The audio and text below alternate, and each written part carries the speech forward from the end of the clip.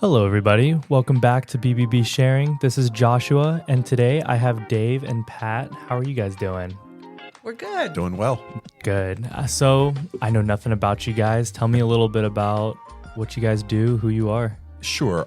We are both with Companion Extraordinaire Home Care Services.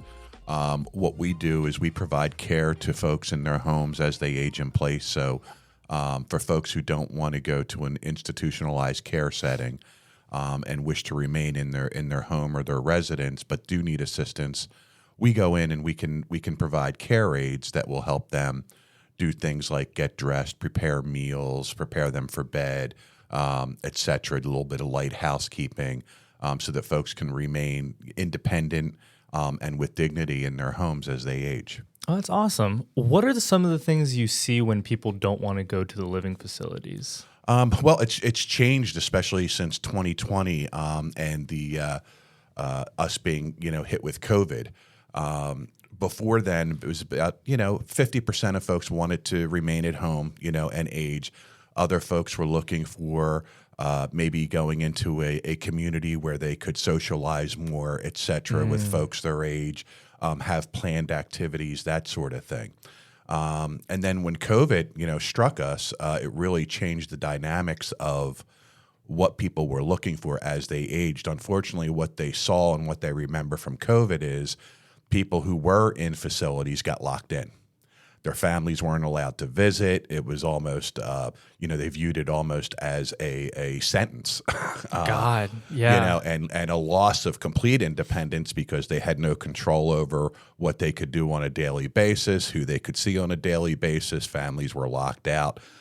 So that really shifted the what people preferred as they age. And now when you look at surveys, it's easily, 65, 70% people when they're asked how they want to age, they say that they want to age in place in their home and they want to stay at home.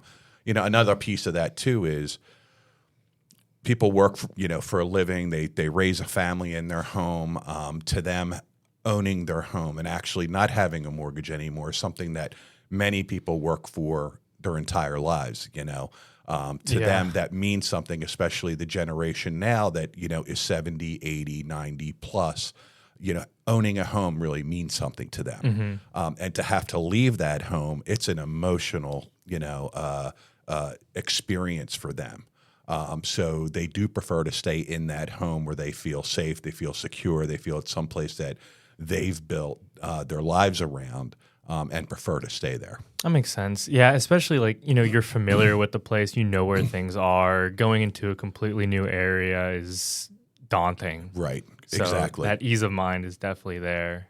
But when you go to people's houses, what are some of the things that you kind of think of when you walk in? What's going on in your head? Sure. So Pat is our business development professional. So she's out there kind of creating the brand awareness. We've been in business in May of this year. Next month, we'll be celebrating our 22nd year of operation. Congrats. So we've seen a lot when we go into homes. We are regulated by the Virginia Department of Health, and they have certain regulations when it comes to us and companies like ours providing care in the home. One of the first things we have to do is have a registered nurse do an assessment of an individual to just make sure that we can meet their needs at home, that they don't need care so significant that they can't get that care at home. They need to be more in an institutionalized care setting. So that assessment is done. And then based on what that individual wants or needs or what their family wants or needs, we develop a care plan based on taking care of that individual and making sure that they remain safe and well cared for at home. A lot of times we help families, when it comes to folks and as they age and they need care, if they're part of a family, usually it's the oldest daughter of that family that ends up having to, be responsible for that care. Where's the son? Well, I mean, it's a lot of times, the family's totally involved, but it's that oldest daughter that provides that care, or oversees it or is responsible for making sure that mom and dad are are well taken care of. Kind of like my family. Yeah, my aunt is taking care of my grandma too. Right. It's just kind of the dynamics of the way the family unit and the structure works out.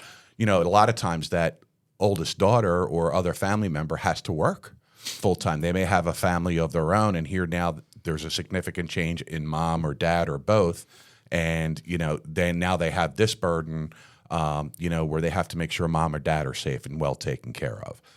So a lot of times it's, working with that individual to make sure we supplement the care that they provide so that they can go to work and know that mom or dad are well taken care of. They don't have to worry about it. We'll see folks that we go into a house for the first time and we notice that, hey, it's a 2-story house with the bedrooms upstairs, but now dad's sleeping in a bed in the dining room or sleeping in a recliner all the time because he doesn't want to go up and down the stairs anymore. It's no longer safe. A lot of instances we're going in and we're providing care for folks who have been diagnosed with a dementia, or some kind of cognitive issue where they're not safe at home, maybe to operate a stove or, an oven or that sort of thing.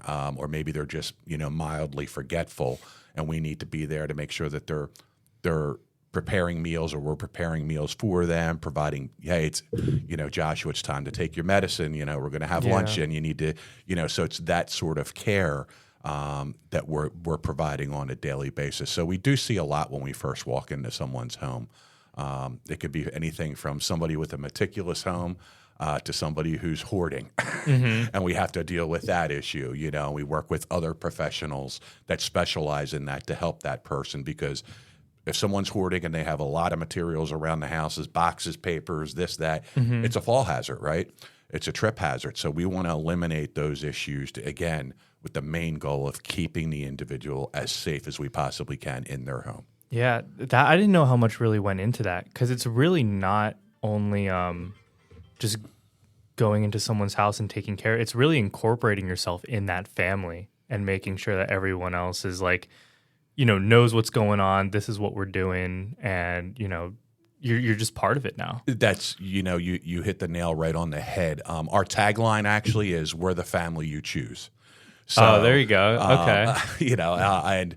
Over the years, like I said, being in business for 22 years, we've just had families come back to us after we've cared for their loved one and just say, gosh, you guys are such a part of the family. We can't tell you how much we appreciate what your caregivers have done with mom and dad. We feel like caregivers are sisters or brothers to us at this point. But yeah, we're the family you choose. We want to go in, we want to integrate ourselves. We want to know the family dynamics, what makes it work, what makes the individual we're caring for happy. How can they be at their best? How can we facilitate that? What's happening in the family so that, maybe daughter A wants to be informed of everything that happens during the course of a day. But daughter B is like, I just want to know they're safe. Mom or dad, that's all I need to know. If you say everything, you had a good day, that's all I need to know. Some people just need that, yeah. Right. So, each family is different in the dynamics, and we've dealt with families that absolutely want to provide the best loving environment that they can. And unfortunately, we've seen the other end of the spectrum too, where, the families just want to be hands off. Like, I don't care. I don't want to be involved. I don't want to deal with this. It's up to you guys. So we have to fit into that mold so that our number one concern is the person we're taking care of, are they getting the best, highest quality care that we can provide it, as a company. But then on the side, we have to make sure that the family is also, satisfied, that they see what's happening. We're meeting their needs as well, So we do become part of the family. Awesome. Do you see when you go in and we're like elder abuse or like elder neglect, is there like a kind of an area where you kind of have to stop and be like, all right, the family's going to have to kind of intervene at some point, because we can do everything, but what's the threshold to where you're going to probably need a little bit more support on your end? Okay, so that's a great question, Joshua. There's so many different avenues of support that we can reach out to depending on the situation. And in the case that you just mentioned, when we suspect that there's abuse, whether it's physical abuse, emotional abuse, financial abuse, taking advantage of someone's finances, at the slightest hint of that, we report it. Okay. Where does that get reported? Well, there's a number of different agencies, that it can be reported to. There's Gotcha. there's the ombudsman, but there's elder care agencies that we report to, so that they can investigate. And sometimes that puts us in a bad situation, right? But again, at the end of the day, we're there for the client we're taking care of, and that's who we're charged with making sure is safe. Yeah. In all aspects. So I think if anything, it's more of a moral kind of thing. At least from my standpoint, it's like one of those see something, say something things where, this just doesn't feel right with me. Hey, I'm going to what's going on here? And then, if they say something that doesn't, furthers my point, I'm like, okay, cool. We have a problem. Right. And that's exactly right. There's no gray area. When we suspect it, whether, it's office personnel and dealing with the family or dealing with the individual, we suspect it. But 90% of the time, it's our care providers in the home. They develop a relationship with the person they're taking care of. As I said, we become part of the family almost. And if they have an inkling that something's wrong, they report it to us so that we can, make a decision. Hey, okay, someone needs to be alerted here. A lot of times it's a situation where it's not severe where we have to report it, but we do have a responsibility to talk to the family. Like, hey, you're doing this, and we really think for mom's best care, you should probably be doing it differently. Maybe, let us suggest A, B, or C. Yeah. In other cases where it's complete neglect or somebody, is absolutely being abused, or we suspect that there's that abuse and we're not going to get anywhere with the family, we report it right away. Awesome. Yeah. Okay. Yeah. Well, I think we can leave it there. It was really nice talking to you. Nice talking to you as well. It was great for you guys coming in. Did you guys have anything else you wanted to talk about? No, just basically, there's home care agencies like ours, around the state, around the country, that provide excellent care. And, one of the things that I touched on earlier when we first started talking is that, the shift that the majority of folks aging at home, prefer to get that care at home now, and it's created a shortage in care providers, throughout the country. So I think one of the things we need to do is we need to really look at the way we look at these folks, these care providers. They do not get the recognition. They do not get the status level, the perception of what true heroes and inspirational people they are. They go into a family's home that they don't know. They start like I said, they interject themselves in that family. They become part of the family. They look at the person they're taking care of as a loved one or as a part of their own family, and they look out for that individual, and they just provide unbelievable care with a servant's heart.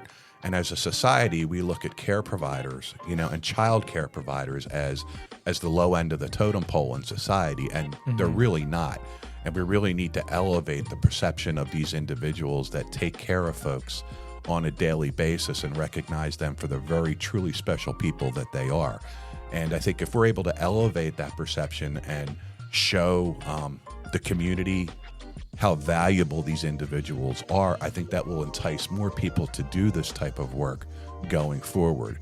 Right now, we're projected to have a huge shortage of care providers in the year 2030. Really? We're only going to have, on the current trend, we'll only have half of them in the workforce that we actually need. Oh my God.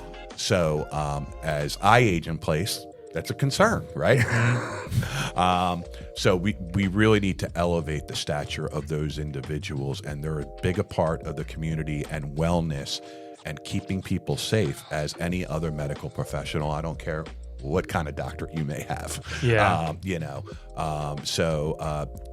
I would love for people to consider that and help us in the mission and elevating what the status of a true caregiver, a personal care aide, a certified nursing assistant, I want to make sure that they get the recognition and are perceived as the true caring individuals that they are. Yeah. I mean, if they haven't yet, they definitely do now. So thank you for that. Yeah. Absolutely. Yeah. And anyone who's following us, just make sure, check us out on Spotify, YouTube, LinkedIn.